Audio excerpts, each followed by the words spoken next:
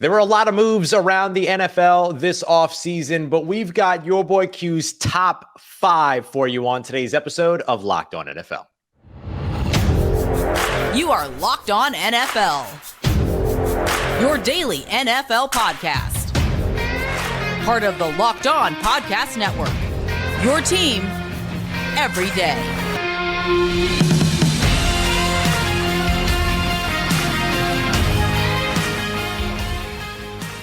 What's going on, football fans, and welcome into another episode of Locked On NFL, your daily podcast covering the biggest stories around the National Football League every single Monday through Friday, part of Locked On Podcast Network, your team every day. Thanks so much, as always, for making Locked On NFL your first listen of the day every day. Don't forget you can subscribe and follow for free on YouTube or wherever you get your podcasts so you never miss a daily episode. And it is Friday, so your boy Q is here, but Chris Carter is not on.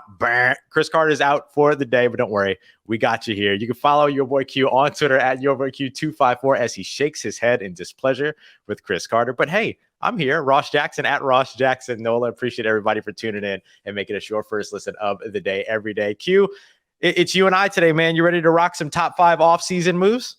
Yeah, no doubt, man. I appreciate you stepping in for Chris Carter, holding it down on this Friday. It's always great to catch up with you and do a show with you. But Chris Carter's always slacking, man. He's always slacking. It's like, I don't know. It's like he's always got extra days off or something, you know. I got to earn vacation time. This guy always has an extra day. It's just something. Glad to be here with you, man. I don't know. Glad to be here with you, man. I look forward to it. We always have a blast. We're going to get to the best off-season move in just a little bit. We're also going to take a look at some big changes in Washington as a part of that. But we're going to get through items 5 through 3 of your top 5 off-season moves list right off the bat, because they're new OCs in the AFC. Q, you really liked the additions of Bill O'Brien to the Patriots, bringing some offense to New England. You've also got Todd Monken to Baltimore, as well as Kellen Moore to the Chargers. So what is it that stands out to you? Let's start with the B.O.B. Reunion with Bill Belichick. What is it that stands out to you there? Well, I mean, he's an offensive mind, period. Right? I mean, right. Sure they have one. Right. I'm sure we don't have to ask Mike Debate, of host of Locked On Patriots, about that. I mean, look, the Patriots had no identity in 2022, right? I mean, they had a defensive coordinator as their offensive coordinator. They had a special teams coach as their co-offensive coordinator, whatever the case may be. They really fell into that arrogant, type like cesspool of, oh, it doesn't matter, we'll just slide somebody in there and it'll work, right? And it clearly did not. And Mac Jones is chirping at the sidelines, and it just looked like a lot of dysfunction, where the first time in a long time I looked at the Patriots and said, what in the world's going on over there? Is Bill Belichick starting to lose a little bit of grip on what's happening over there? He couldn't possibly think this was a very good idea, could he? Well, at least he came to his senses. He's a heck of a coach. We all know that. Billy O, do I think he's the best coach ever? No, but I know that he was a really good head coach in multiple locations, including Penn State, and of course the Houston Texans, guided them to the playoffs multiple times. Then he went to Alabama, and well, everyone who goes to Alabama does a great job as far as the offensive coordinator, winning national championships. He's going to get that done. Now he's back with the Patriots as the OC, and at least he gives them a chance. I'm not saying it's going to make them a playoff team. I'm not going to say that they're going to go deep into the dance and even win another Lombardi, but it gives them a chance. It gives them some confidence. It makes you say, okay, at least I know that they have an offensive identity and they're going to have an offensive identity. So yeah, Billy O is what I like there at number 5.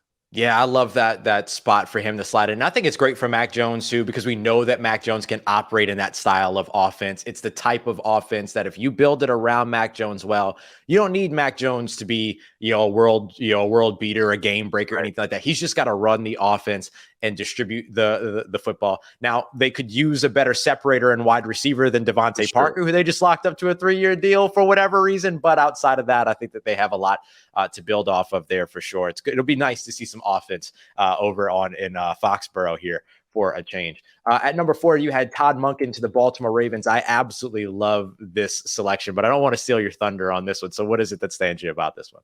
I'm just excited to see another style of offense for Lamar, right? I mean, Yes, we know exactly. that Odell Beckham Jr. is in the mix. We know Zay Flowers is the guy they brought into the mix. And I believe that they're going to open up Lamar Jackson and allow him to really be the dynamic guy that he could be. Everyone knows what he can do with his legs, but I know that he can get it done with his arm as well, as he showed that in his MVP year. I believe this is going to be really a good offense and a fun offense to watch with Lamar Jackson, Todd Monken, of course, back-to-back national champion there at Georgia with the Bulldogs. And so I just think that he's going to bring an element to the table. We're going to see something that is different now in Baltimore. Whenever you see the Ravens on the schedule, you know what to expect. That's going to be run, and the tight end's going to be a part of the mix too. Now they're going to open things up. So I think this gives Lamar Jackson and his new contract an opportunity to really shine there in Baltimore. Give him a chance in that tough division with the Bengals, the Steelers. You know, those are the ones that I'm really looking at. Of course, Baltimore is a really good team as well. So it's going to be interesting to see how it shakes out. But I'm very excited about the opportunities that Lamar Jackson has with this new offense. I hope at some point in my life I get to make the upgrade that Todd Monken does, that Todd Monken gets in this situation, in whatever version I can get of it, going from Stetson Bennett to Lamar Jackson. Right. I hope at some point I can make that kind of upgrade, because that's a remarkable leap for Todd Monken. We saw what he was able to do with the guy that was effectively like an 80-year-old walk-on in Stetson Bennett, and then be able to jump from that to turning that offense into this highly productive offense that scored 60-something in the national championship game against TCU or whatever it was, where they just demolished, just completely outclassed TCU there. And then now he gets to go to Lamar Jackson, who, for all the talent that he has in his legs, he still has in that arm. And we've seen it over and over again when he gets the opportunity to uncork and be able to actually target downfield. So I'm super excited to see how this goes. I have one specific fit and reason why I love your number 3 here. You've got Kellen Moore, the former OC for the Dallas Cowboys, headed over to the Los Angeles Chargers. I'll just quickly say, I love this for Austin Eckler. I think this is fantastic for him. But beyond, the offensive prowess or getting deeper into the offensive prowess that Kellen Moore brings, what do you like about what he brings to the Chargers? Well, I just think he's going to give Justin Herbert an opportunity, right? Yeah. Austin Eckler is going to be a major factor in that. But you look at the wide receivers that they have there in L.A., and everyone's they're tall, right? Kellen Moore has talked about that. He likes the height that they have, including their first-round pick, Quentin Johnston, out of TCU, who played in the national championship game, a guy that I actually covered back at Temple, Texas, when he was in high school. He's a heck of a guy. They got a really good player there. But they've got weapons for Justin Herbert. We saw the last thing from the Chargers. They were losing a 27-point lead to the Jaguars in the playoffs. I thought Brandon Staley should get fired and not even get on the plane back to LA, but he did. They kept him around. I think that this is head coach in waiting in Kellen Moore. If this doesn't work out this year with Brandon Staley, he's supposed to be the defensive-minded guru. They brought in Khalil Mack last year, didn't work out. Joey Bosa didn't stay healthy. They brought in J.C. Jackson. He didn't stay healthy. Derwin James is still Derwin James, but the defense wasn't worth the salt. So Brandon Staley's got a lot of work to do. But Kellen Moore, that offense, they're going to be all right, right? And we all know Justin Herbert, he's a really good quarterback, but I feel like he just hasn't been unleashed yet. Kellen Moore is going to give them that opportunity. What he did in Dallas, he had Dak Prescott, and I think that was almost a detriment, throwing the ball around the yard a lot. So, I mean, he likes to really put it up in the air, get busy, but he also, as you mentioned, likes to get the ball to the running back by way of the passing game, and so that's going to open things up for Austin Eckler. I think that offense is going to be very dangerous with the Chargers. My big question with them is, can the defense hold up to the task and actually complement them? Yeah, you got to be able to get that offense back out on the field every now and then, right? Like that's going to be the biggest thing for them. But I think Austin Eckler becomes one of your, top handful to top 3 fantasy 1-1 type guys this year because of this offense. One of the things that I really wanted for the Los Angeles Chargers was for them to move on from Brandon Staley. I completely agree with you on that, and bring in Sean Payton, because I thought about that elevation that you would get for Justin Herbert and that offense. But the Spanos family, they ain't trying to spend that kind of money, right? Like they're not about all that life. But I love your point about getting a year early on a guy like Kellen Moore, because then you have kind of this cost-controlled internal promotion route to your new offensive guru, mastermind, head coach, if things pan out with Kellen Moore, which they probably will, and things don't pan out with Brandon Staley, which they probably won't. Then all of a sudden you've got a similar impact for your offense at a much more cost-effective price. Now, even though Brandon Staley didn't get ousted when it came to the Los Angeles Chargers. Somebody on the opposite coast did. We're going to get into one of our next favorite moves from this offseason, which would be, of course, the departure of Dan Snyder in Washington. But there's an extra piece that we're going to bring you as well. We got that coming up for you as we continue on with today's episode of Locked On NFL. And today's episode of Locked On NFL brought to you by FanDuel, the number one sports book in all of America. Not number two, not number three. It's numero uno. And the only place that you should be going to take your first swing when it comes to betting on MLB odds, it's FanDuel, America's number one sports book. Because if it's your first time betting over at FanDuel, you're going to get 10 times your initial deposit amount back in bonus bets, up to $200. So that means if you put $20 down on your favorite baseball team to win, just put it on the money line, you're going to get $200 back in bonus bets, whether you win or you lose that bet. It doesn't matter. They're going to come through for you just like that, as long as you're a first-time customer. That's now $200 that you can use and spend on everything from more money line bets to over-unders, who you think is going to hit the first home run, and much more. You can do all of it on an app that's safe, secure, super easy to use. Plus, when you win, you'll get paid out instantly. There's no better place to bet on MLB odds than FanDuel, America's number one sportsbook. So sign up today at FanDuel.com/lockedon so you can get that $200 in bonus bets. That's FanDuel.com/lockedon. FanDuel, official partner of Major League Baseball.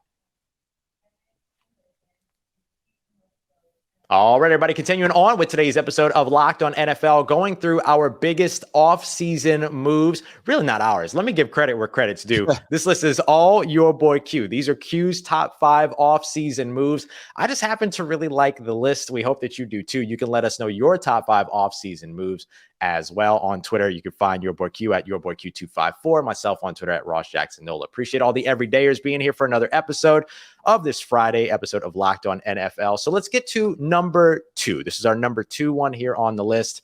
And Q, I'm going to let you do the honors because I think you're just as excited about this move as I am. What's number 2 on your list?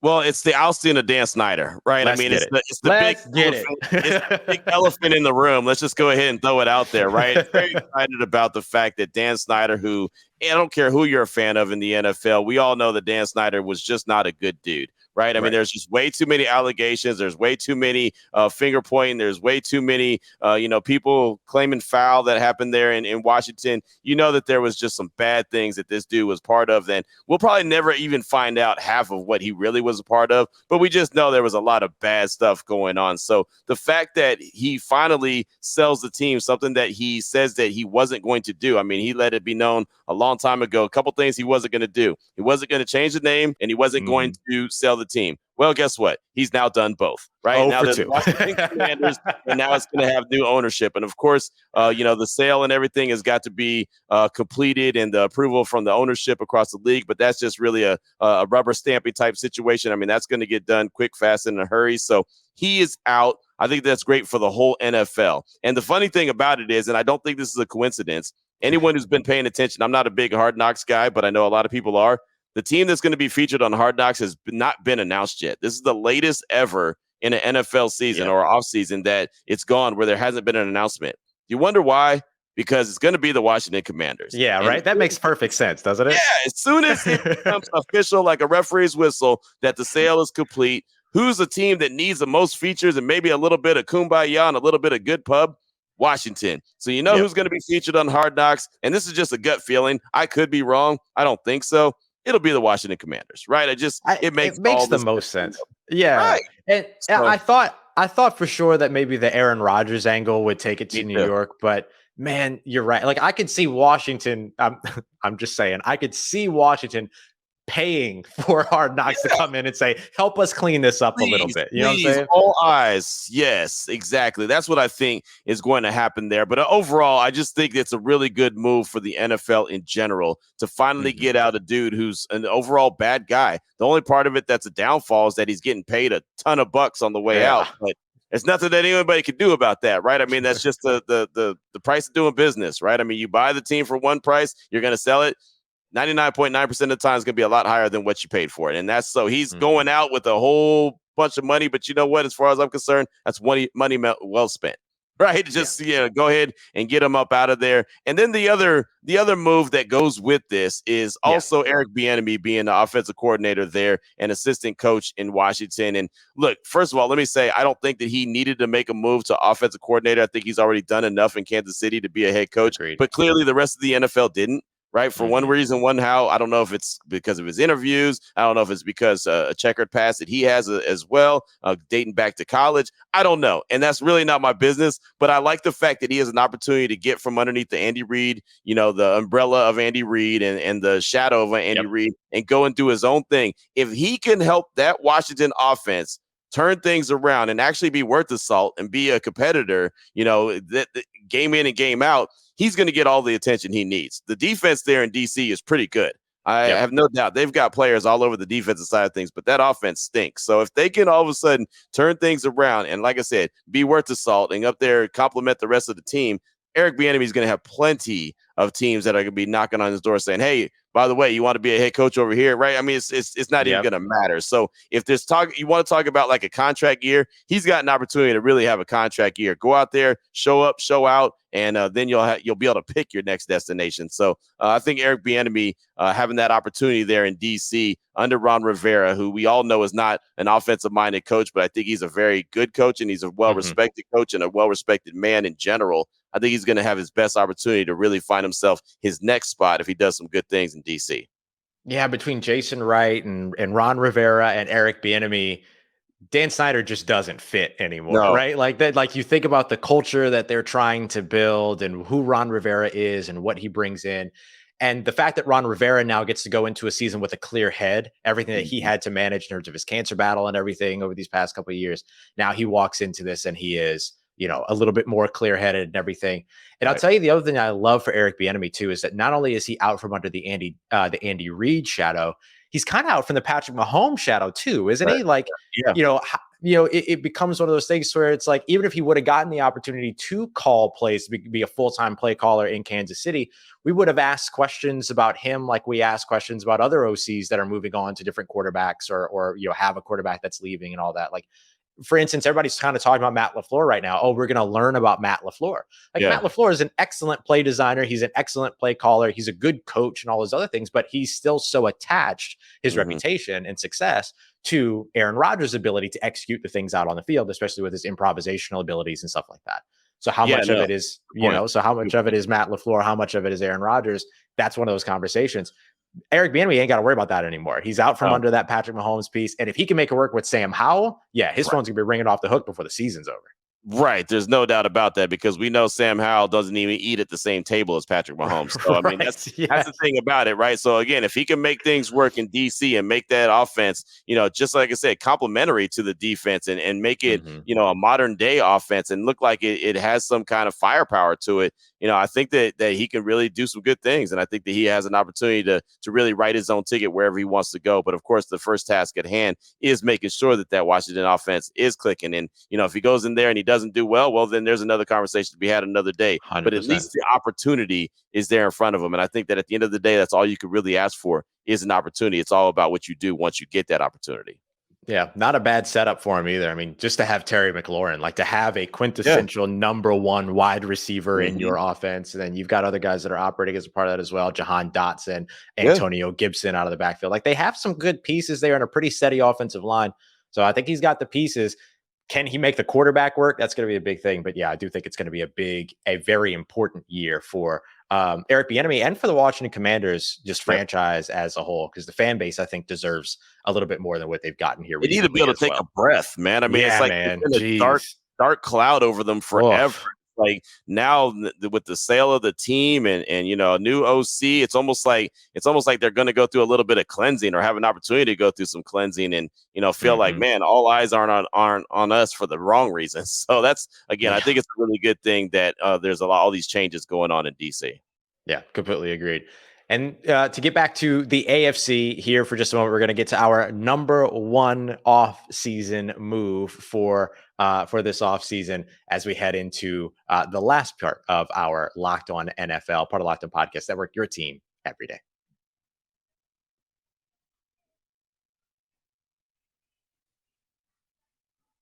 All right, everybody, wrapping up today's episode of Locked On NFL with our number one offseason move across the NFL. A lot of coach conversation in this episode because that's some of the biggest stuff that you're looking for when it comes to those offseason moves. And this was perhaps the biggest one. And I like it for both sides of it. So, Q, what you got for us for number one?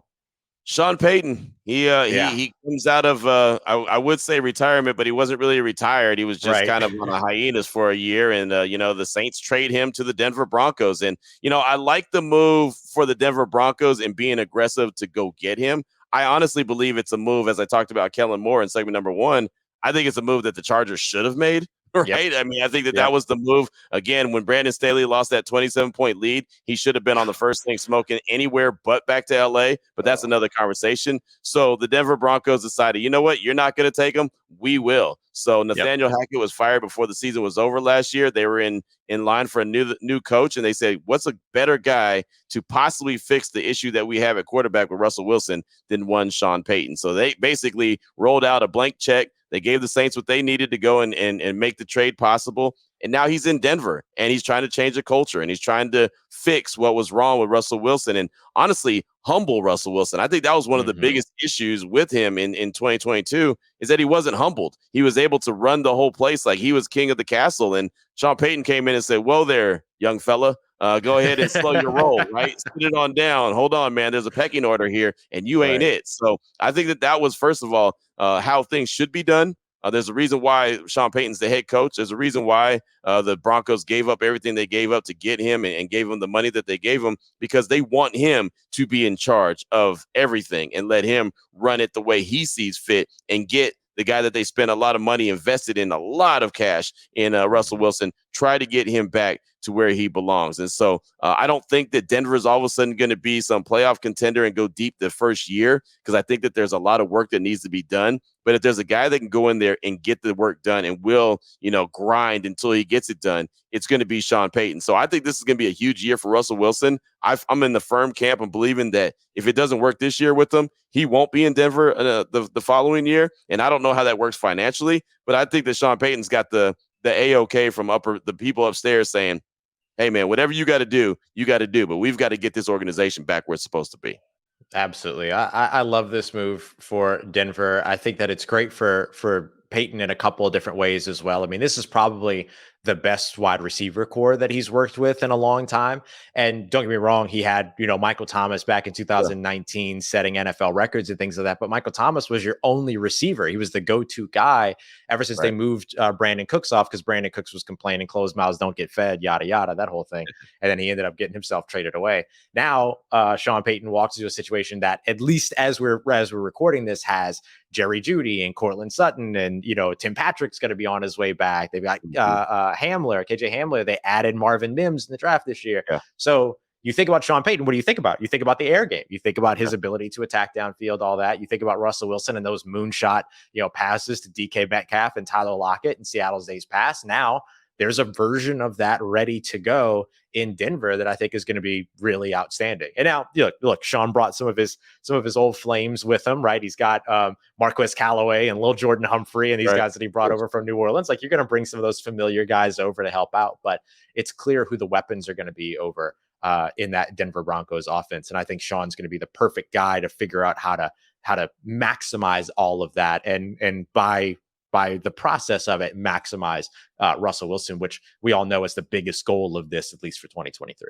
Right, exactly. And again, they don't have, a lot of cap space. I mean, they just don't. So they're working on, minimal tools right now and weapons. Which Sean's very, very accustomed to, by the way. Right. Yeah, that's nothing new. I mean, New Orleans, they do that consistently each and every year. That's just kind of like par for the course. But I mean, again, it's not something, I don't think it's going to happen overnight where they're just all of a sudden going to be, this great team and get Denver back to where Denver, believes that they're supposed to be. But I do, if there's going to be some confidence somewhere, I do have confidence that he's going to make them better, right? And look, I cover the Raiders. They're going to be playing. They wanted the Raiders. They insisted that the league give them the Raiders the first game in the schedule. And that's because the Raiders have dominated Denver for the last 7 out of 8 games they've won. So, Sean Payton said, you know what, let's get those guys first. Let's go ahead and get those in our house immediately. Want to go ahead and get, start to turn things around. So I like the bravado. I like what he brings to the table. I know that he's a heck of a coach, as you very well know. I mean, you know what he brings to the table. So I'm just excited for the opportunity for the Broncos to get better. And again, I mean, when the AFC West is a really good division, I think the NFL is a really good division, or a really good product. It's just it's a team that deserves to be a good team, a really good team, and they haven't been. And Nathaniel Hackett was an absolute disaster. And Denver thought that they were going to get Aaron Rodgers by getting Nathaniel Hackett. Clearly, that didn't work. So that's not a good recipe to try to attack. But now they have their quarterback. If they can get turned around, I guess that's going to be the biggest question for the Broncos. Can that quarterback get turned around? Can Sean Payton turn him around? If he can, then they're cooking with grease. If not, well, then they'll be looking for their next quarterback, and who knows who that will be. Yeah. Well, one way or another, I need to find a way to get Russell Wilson to cook, and hopefully it's not, over a dull flame in 2023 for sure. I think the other side of this that I really like, and I know I'm the Saints guy, so everybody can come at me if they want to, but this is really one of those very rare win-win-win moves in the NFL. Sean Payton wanted a new situation. He got that. The Denver Broncos wanted their coach. They got that. And the New Orleans Saints wanted a first-round pick in return, even though he wasn't a part of their team and was not a part of their future. There was no world in which Sean Payton was returning to New Orleans unless New Orleans moved up off of Dennis Allen after 1 year, which was highly unlikely that was going to happen. As we saw with the Nathaniel Hackett firing, it's very rare in the NFL that we see somebody get moved off of after just 1 year. Now, Nathaniel Hackett, they moved off of in the middle, or not in the middle, but what was it, 12 games into his first year or something like that? And I don't blame them. I don't blame them at all. No. They did what they needed to do. But the Saints taking a guy who was never going to be a part of their plans in the future, that was done in New Orleans, and flipping him for a first-round pick in 2023 and then a second-round pick in 2024, that's about the max that you're going to be able to get for a guy that that somebody's not pulling up out of a contract. I know the John Gruden contract, 2 firsts, 2 seconds, all that, but that was Tampa effectively saying, I know you're not planning on moving off that guy, but we'll convince you to move off of him so that we can bring him here to Tampa. It was a very different situation. You look at every other coaching trade around the NFL, 3rd round pick, 5th round pick, 2nd round pick in 3 years, that kind of thing. This really was one of those, like, 3, if there's 3 parties in this, the Saints, Sean Payton, and the Denver Broncos, and maybe we can add Dennis Allen to that list too. It was win all across the board. That's one of the other reasons why I like this move, is because everyone that was involved in it got what they were looking for. The only losers in this situation are the Chargers. Yes, right. The only losers are the Chargers. Win, lose. Exactly. And look, it makes the AFC West that much more competitive too, right? Yes. I mean, that's the thing about it. You got Andy Reid there in Kansas City. Obviously, he's the #1 coach in the division, in the league, right? I mean, he's just that guy. Josh McDaniels still has a lot to prove with the Raiders, but he's proven to be a really good offensive coordinator. We'll see if he's a good coach. Sean Payton's got the Lombardi under his belt, so you know how good he is. And then there's big question marks in LA, right? There's question mark. Brandon Staley, is he going to be the guy? Can he figure it out, or will Kellen Moore take his job? But honestly, I think Sean Payton, they should have made the move and just bit the bullet and gone and got Sean Payton, just like Denver did, but they didn't. And so Denver was better for it. They went and made that move and got it done. So, yeah, I agree with you, man. New Orleans being able to get something for a guy that wasn't going to be in the mix with them anymore, that was really good. And obviously it's going to help them in the future as well. Yeah, absolutely. So lots of good stuff here. So just to recap real quick, number 5, we looked at Bill O'Brien as a new offensive coordinator for the Patriots. Number 4, Todd Monken added to the Baltimore Ravens offensive coaching staff. Kellen Moore, OC, headed over to the Chargers. The number 2 was we thank you, Lord, departure of Daniel Snyder from the Washington Commanders, as well as the addition of Eric Bieniemy there. And then number 1, Sean Payton to the Broncos, and the win-lose ness of all of that. So good stuff here, Q, man. This is a fantastic list. I can't wait to see how people take it. Yeah, no doubt. Someone will be angry, but it's okay. I'm all right with that. I like We're it. We're here for that. Come at me. No, I'm just kidding. It should be fun. Hopefully everyone enjoys their weekend. But yeah, man, coaching matters. I could have gone 5 different directions with players, but coaching matters, especially in the NFL. So I think it was a nice little twist to the conversation instead of talking about just Aaron Rodgers and Odell Beckham Jr. and this, that, and the other. I think it's nice to tip the cap to the coaches as well. A little bit of second level analysis for you here on another episode of Locked On NFL. Love it. Q, appreciate you, homie. Always a pleasure. For your boy Q, who you can follow on Twitter at your boy Q254. I'm Ross Jackson on Twitter at Ross Jackson Nola, or Twitter, Threads, Blue Sky, whatever it is that you're using right now, all that. You can find us across all the platforms. We appreciate you very much for being here for another episode of Locked On NFL. Make sure you have a wonderful and safe weekend and that you come back to see us, because we know you're an everydayer checking us out on Monday. Kevin Ostreicher going to be doing his interview with 3 different Locked On hosts covering all the biggest stories around the NFL. For your boy Q, I'm Ross Jackson. We appreciate you very much for making us a part of your day here on Locked On NFL, part of Locked On Podcast Network, your team every day.